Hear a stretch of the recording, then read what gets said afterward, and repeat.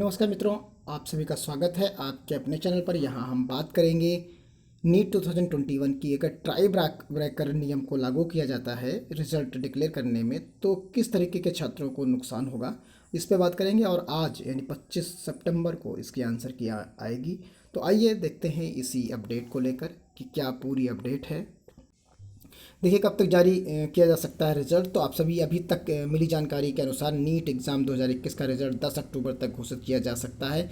इससे पहले ये भी अनुमान लगाया जा रहा है कि 25 सितंबर तक इस एग्ज़ाम की आंसर की भी जारी की जा सकती है, यानी आज जारी की जा सकती है। माना जा रहा है कि इस परीक्षा का परिणाम ट्राई ब्रेकर के नियम पर जारी किया जा सकता है। तो अगर ट्राई ब्रेकर का जो नियम है उसके आधार पर अगर ये जारी किया जाएगा तो किन तरीके के छात्रों को नुकसान हो जाएगा, तो इस पे हम बात करेंगे इस पर्टिकुलर। और बाकी आप सभी देखिए, आज संभवतः शाम तक यह आंसर की डिक्लेयर कर दी जाए। तो मिलते हैं इसी के साथ। अगली अपडेट देख लेते हैं इसी की, जो ट्राई ब्रेकर की है। जान ले क्या होता है ट्राई ब्रेकर रूल। अगर आपने भी नीट 2021 की परीक्षा दी है तो आपको बता दें कि इस एग्ज़ाम के रिज़ल्ट में ट्राई ब्रेकर नियम लागू हो सकता है। इसके अंतर्गत अगर किन्हीं दो स्टूडेंट्स का रिज़ल्ट समान आता है, यानी जैसे दो लोग हैं, दो या दो से ज़्यादा लोगों का अगर उसमें एक जैसा रिज़ल्ट आता है, एक जैसे मार्क्स उनके आते हैं, तो उनमें से उस छात्र की वरीयता दी जाएगी जिसके लिए एक सब्जेक्ट में अधिक मार्क्स होंगे।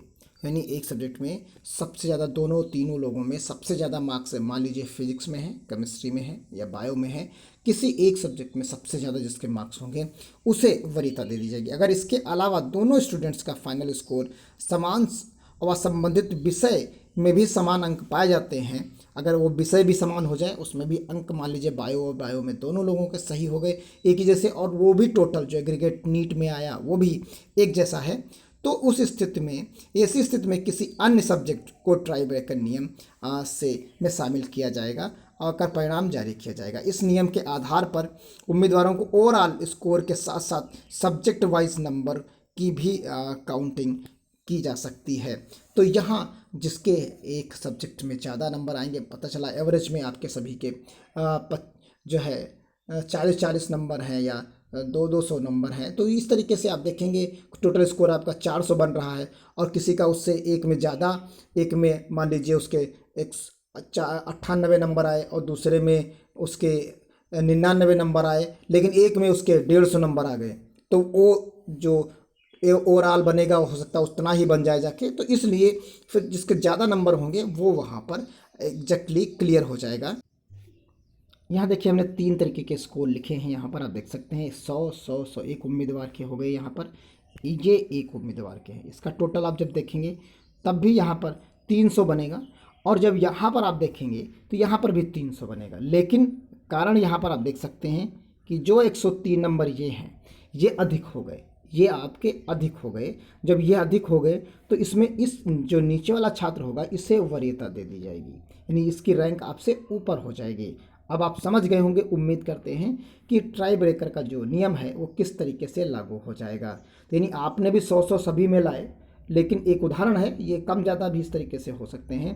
एक हमने उदाहरण दिया, अगर मान लीजिए आपका एग्रीगेट 300 बना और यहाँ दूसरा छात्र है उसका भी एग्रीगेट 300 बना, और फिर उसके बाद क्या हुआ यहाँ पर कि उसके एक में 99 थे, एक में 98 थे और एक में 103 थे। तो 103 वाला, क्योंकि उसमें एक सब्जेक्ट में आपसे ज़्यादा लाया है, तो इसलिए उसे वरीयता दे दी जाएगी। तो ये ट्राई ब्रेकर का नियम कहलाता है। तो उम्मीद है आप समझ गए होंगे, पूरी चीज़ को समझ गए होंगे। अगर वीडियो अच्छा लगा तो आप लाइक करिए, शेयर करिए, कमेंट करिए।